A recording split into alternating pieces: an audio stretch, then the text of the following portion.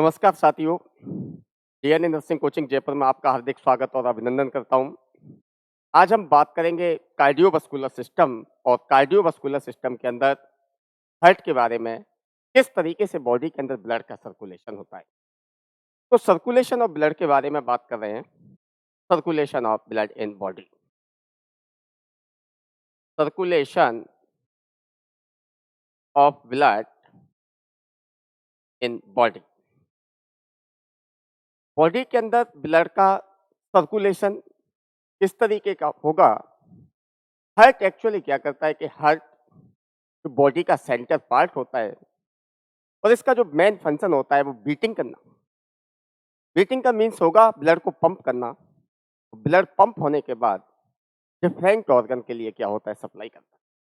जैसे मान के चलिए ये हार्ट हुआ और हार्ट के अंदर 4 चैम्बर होते हैं, जिसके अंदर 2 एट्रियम होंगे और 2 वेंट्रिकल्स। अपर चैम्बर को एट्रियम, जिसको राइट साइड जो चैम्बर होता है उसको राइट एट्रियम के नाम से जाना जाएगा और लेफ्ट साइड चैम्बर होता है उसको left atrium. Both lower chamber को वेंट्रिकल्स के नाम से जाना जाता है, यानी एक राइट वेंट्रिकल्स होता है और एक लेफ्ट वेंट्रिकल्स। हार्ट जो सिचुएशन होता है हार्ट का, वो थोरेसिक कैविटी, और थोरेसिक कैविटी के अंदर जो मेजर ऑर्गन होते हैं वो लंग्स होते हैं। लंग्स के अंदर एक स्पेस प्रेजेंट होता है जिसका नाम होता है मीडियास्टिनम स्पेस, और इस मीडियास्टिनम स्पेस के अंदर हार्ट प्रेजेंट होता है। हार्ट का जो मेन फंक्शन होता है वो ब्लड को पंप करना, यानी कि दोनों ही टारगेट ऑर्गन, जैसे ये लंग्स है और लंग्स के द्वारा ब्लड का प्यूरिफिकेशन होगा, यानी राइट वेंट्रिकल और राइट वेंट्रिकल से एक आर्टरी, जो आर्टरी क्या करती है ब्लड को सर्कुलेट कराती है लंग्स के लिए। राइट एट्रियम के अंदर 3 ओपनिंग प्रेजेंट होती हैं। अपर ओपनिंग होगी उसको सुपीरियर वेना केवा के नाम से जाना जाएगा और लोअर ओपनिंग होती है उसको इंफीरियर वेना केवा। एक inferior vena cava, second superior vena cava और इसके अलावा कोरोनरी साइनस। ये कोरोनरी साइनस होगा, ये डीऑक्सीजनेटेड ब्लड का क्या करते हैं, सर्कुलेशन करते हैं। यानी कि सिस्टेमिक सर्कुलेशन के अंदर डीऑक्सीजनेटेड ब्लड अपर क्रेनियम से जो डीऑक्सीजनेटेड ब्लड होता है वो इंटरनल जुगुलर वेन के द्वारा और लोअर एक्सट्रीमिटीज के द्वारा टिबियल वेन, फीमोरल वेन, ये सब अपने ब्लड को ड्रेन करती हैं इंफीरियर वेना केवा के अंदर। और इंफीरियर वेना केवा और हार्ट के द्वारा जो डीऑक्सीजनेटेड ब्लड होता है वो राइट एट्रियम के अंदर एंटर करेगा। राइट एट्रियम और राइट वेंट्रिकल के बीच में एवी वाल्व प्रेजेंट होते हैं, जिनको एट्रियोवेंट्रिकल वाल्व के नाम से जाना जाता है। और ये एवी वाल्व जैसे ही ओपन होते हैं तो ब्लड एंटर करता है राइट वेंट्रिकल्स के अंदर। राइट वेंट्रिकल से ब्लड का सर्कुलेशन पल्मोनिक वाल्व का ओपन होना, यानी पल्मोनिक वाल्व जैसे ही ओपन होते हैं तो ब्लड किसके अंदर एंटर करता है, पल्मोनरी आर्टरी। पल्मोनरी आर्टरी के द्वारा ब्लड लंग्स तक पहुंचेगा और लंग्स के अंदर एक्सपायरेशन और इंस्पायरेशन प्रोसेस होती है, जिसको रेस्पिरेशन के नाम से जाना जाता है।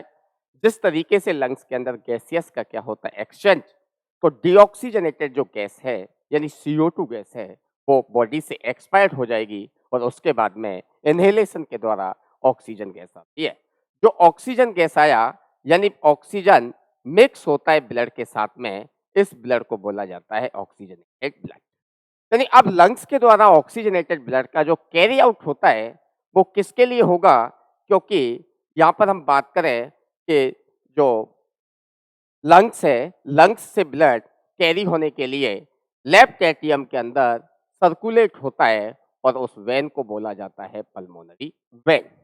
पल्मोनरी वेन के द्वारा ब्लड लेफ्ट एट्रियम के अंदर गया और जैसे ही लेफ्ट एट्रियम के अंदर ब्लड जाता है तो वो ब्लड ऑक्सीजनेटेड होता है। लेफ्ट एट्रियम से बाइकस्पिड वाल्व क्या होंगे, ओपन होंगे, और बाइकस्पिड वाल्व जैसे ही ओपन होते हैं ब्लड एंटर करता है लेफ्ट वेंट्रिकल्स। अब लेफ्ट वेंट्रिकल्स जिसका मैक्सिमम थिकनेस होता है, लेफ्ट वेंट्रिकल्स का मेन जो वर्क होता है वो होता है contraction power. Approximate 80 mm of Hg के कॉन्ट्रैक्शन प्रेजेंट होते हैं और थिकेस्ट होगा 10 to 12 mm का। जैसे ही लेफ्ट वेंट्रिकल कॉन्ट्रैक्शन करता है तो ब्लड इजेक्ट हो जाता है अरोटा के अंदर। जैसे ही ब्लड अरोटा के अंदर गया और अरोटा में जाने के बाद अरोटा की फर्स्ट जो ब्रांच होती है उसको बोला जाता है कोरोनरी आर्टरी। यानी कोरोनरी आर्टरी फर्स्ट ब्रांच होगी अरोटा की, और कोरोनरी आर्टरी ऑक्सीजनेटेड ब्लड का सप्लाई किसके लिए करती है? हार्ट के लिए। यानी अप्रोक्सीमेट टोटल कार्डियक आउटपुट का 5% ब्लड है वो कोरोनरी आर्टरी के अंदर जाएगा, और कोरोनरी आर्टरी के द्वारा जो 5% ब्लड होता है वो हार्ट की मसल्स यानी कि मायोकार्डियम के पास जाता है, जिसकी वजह से मायोकार्डियम को ऑक्सीजन गेन होती है, और ऑक्सीजन के साथ साथ में मायोकार्डियम क्या करती है? कॉन्ट्रैक्शन करती है। रिमेनिंग ब्लड जो होगा वो अरोटा का पहला जो अपर पार्ट होता है अरोटा, उस अरोटा को बोला जाता है असेंडिंग अरोटा। यानी ब्लड असेंडिंग अरोटा के अंदर जाएगा। 2 से 3% ब्लड असेंडिंग अरोटा के द्वारा रिसीव किया जाता है, जिसको असेंडिंग अरोटा के नाम से जाना जाएगा। अब रिमेनिंग जो कार्डियक आउटपुट का ब्लड होता है वो किसके अंदर जाता है? Arch of aorta. यानी ये आर्च ऑफ अरोटा की स्ट्रक्चर, और आर्च ऑफ अरोटा में बात करें तो आर्च ऑफ अरोटा के अंदर एक ब्रेकियोसेफेलिक आर्टरी होती है, जिसको इस आर्टरी को ब्रेकियोसेफेलिक आर्टरी के नाम से जाना जाएगा। सेकंड जो आर्टरी होती है वो लेफ्ट कॉमन कैरोटेड आर्टरी, और थर्ड वन जो आर्टरी होती है वो लेफ्ट सब क्लेविकुलर आर्टरी। लेफ्ट सब क्लेविकुलर आर्टरी यानी कि ब्रेकियोसेफेलिक आर्टरी के द्वारा 2 ब्रांच निकलती हैं, और ब्रेकियोसेफेलिक आर्टरी से यानी राइट सब क्लेविकुलर आर्टरी निकलेगी, और राइट सब क्लेविकुलर के अलावा राइट कॉमन कैरोटेड आर्टरी और राइट सब क्लेविकुलर आर्टरी।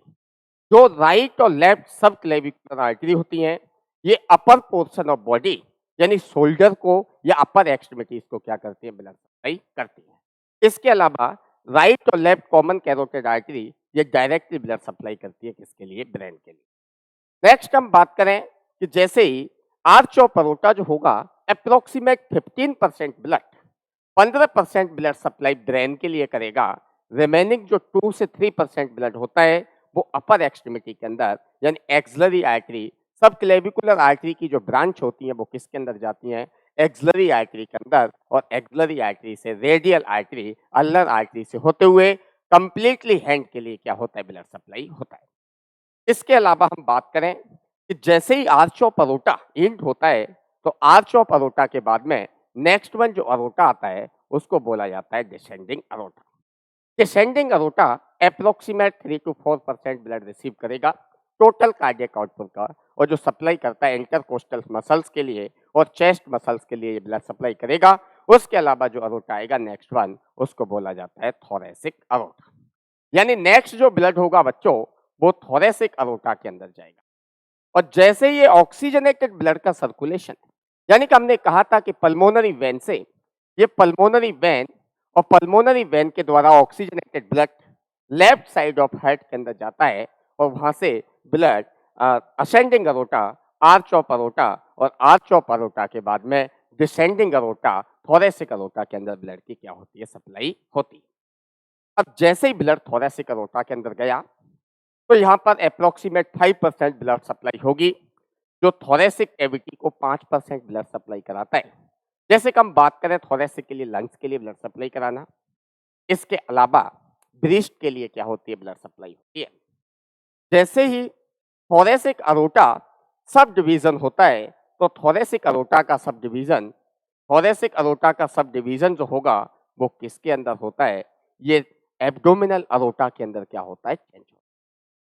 थोरेसिक अरोटा जैसे ही एब्डोमिनल अरोटा में चेंज हुआ तो एब्डोमिनल अरोटा से डिफरेंट एब्डोमिनल अरोटा और एब्डोमिनल अरोटा से सब ब्रांचेस निकलती हैं।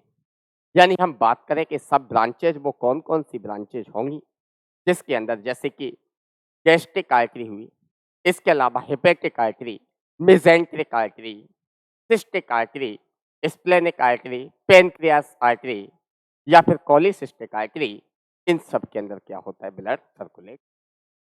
एक शेर सुनाना चाहूंगा कि हार्ट के लिए कि मोहब्बतों में गिला न करना, हो सके तो खुदा के सिवा न किसी से आसरा रखना, और जिससे प्यार किया है तुमने, उससे प्यार मोहब्बतों के साथ सलामत में रखना। ये दिल ना जाने किस-किस को देना पड़ता है। ज़रूरी होती है कि प्यार में कयामत आ जाए तो किसी के लिए रोना ना पड़ता। जैसे ये एब्डोमिनल अरोटा सब डिवाइड होता है, तो एब्डोमिनल अरोटा डिवाइड होने के बाद में डिफरेंट टाइप से एब्डोमिनल अरोटा की सब ब्रांच होंगी। ये एब्डोमिनल अरोटा और एब्डोमिनल अरोटा की डिफरेंट ब्रांच, यानी हम कह सकते हैं कि एक जो आर्टरी होती है, लीवर के लिए ब्लड सप्लाई करेगी। लीवर को ब्लड सप्लाई करने के लिए उस आर्टरी का नाम होता है hepatic artery. Hepatic artery blood supply करती है किसके लिए? लीवर के लिए। इसके अलावा सेकेंड जो आर्टरी होती है, उसको बोला जाता है रीनल आर्टरी। रीनल आर्टरी, और ये रीनल आर्टरी सप्लाई करती है किडनी के लिए। रीनल आर्टरी ब्लड सप्लाई करेगी किडनी के लिए, यानी कि रीनल आर्टरी किडनी के लिए ब्लड सप्लाई करेगी। इसके अलावा स्प्लेनिक आर्टरी होती है, पैनक्रियास आर्टरी होती है, जो पैनक्रियास को क्या करती है? ब्लड सप्लाई करती है। नेक्स्ट हम बात करें कि एब्डोमिनल अरोटा की सब ब्रांच होती है, और एब्डोमिनल अरोटा दो टाइप से डिवाइड होगा। एक तो एक्सटर्नल आर्टरी, और एक्सटर्नल के अलावा इंटरनल आर्टरी, यानी एब्डोमिनल अरोटा की सब ब्रांच जो होती हैं, उसके अंदर एक्सटर्नल इलियाक आर्टरी, सबसे पहले एक्सटर्नल इलियाक आर्टरी के अंदर ब्लड सर्कुलेट होता है। यानी हम कह सकते हैं ये external external iliac artery external iliac artery blood supply करती है लोअर एक्सट्रीमिटी के लिए, और एक्सटर्नल इलियाक आर्टरी के द्वारा जो सब डिवाइडेशन होता है, वो होता है इंटरनल इलियाक आर्टरी। सब डिवाइडेशन जो होगा इंटरनल इलियाक आर्टरी, और ये internal iliac artery blood supply करती हैं लोअर एक्सट्रीमिटी के लिए। इंटरनल इलियाक आर्टरी की सब ब्रांचेस होती हैं, और उन सब ब्रांचेस को फीमोरल आर्टरी के नाम से जाना जाएगा। फीमोरल आर्टरी थाई के लिए ब्लड सप्लाई करेगी। इसके अलावा टीबियल आर्टरी जो लोअर लेग के लिए ब्लड सप्लाई करती है, और पेडल आर्टरी होती है वो फुट के लिए क्या करती है? ब्लड सप्लाई करती है। इस तरीके से बॉडी का सर्कुलेशन होता है, और जैसे ही ये बॉडी का सर्कुलेशन कंप्लीट हुआ, तो उसके बाद में जो डीऑक्सीजनेटेड ब्लड का कंजप्शन होगा, यानी ऑक्सीजनेटेड ब्लड सप्लाई हो चुकी है सेल और टिश्यू के लिए, और जैसे ही डीऑक्सीजनेटेड ब्लड बनता है, यानी गैसियस का एक्सचेंज होता है, और जैसे ही ये गैसियस का एक्सचेंज होने के बाद में वापस से पेडल वेन, और पेडल वेन के द्वारा बात करें हम, पेडल वेन से tibial when, femoral when, superior part से इंटरनल जुगुलर वेन, इसके अलावा क्लेविकुलर वेन, ये सब ब्लड कहाँ लेके आती हैं? सुपीरियर वेना केवा और इंफीरियर वेना केवा। जैसे ही सुपीरियर और इंफीरियर वेना केवा में ब्लड आएगा, तो सुपीरियर और इंफीरियर वेना केवा से ब्लड का सर्कुलेशन वो राइट एट्रियम के अंदर होता है, और जैसे ही राइट एट्रियम से बाल्व ओपन होते हैं ट्राइकस्पिड, और ट्राइकस्पिड बाल्व के द्वारा ब्लड का सर्कुलेशन होता है वो राइट वेंट्रिकल, और राइट वेंट्रिकल से ब्लड पल्मोनरी आर्टरी के होते हुए कहाँ जाता है? लंग्स के अंदर, और लंग्स के अंदर वापस से क्या होता है? गैसियस का एक्शन। तो ये हमारा छोटा सा टॉपिक था सर्कुलेशन। एक शेर पेश करना चाहूंगा कि प्यार करना हर किसी के लिए खेल हो सकता है, और प्यार अगर सच्चा हो तो रब से मेल भी हो सकता है। ये बिजली के हुस्न जैसा दिल ना लेकर निकला करो ए हसीना, कमजोर दिल वालों का हार्ट फेल भी हो सकता है। डीएनए नर्सिंग कोचिंग में आपका स्वागत है, हार्दिक अभिनंदन है। अगर आपको क्लास अच्छी लगी तो प्लीज़ लाइक कीजिए, सब्सक्राइब कीजिए, और बेल आइकन का बटन दबाइए। थैंक यू, फिर मिलते हैं नेक्स्ट क्लास।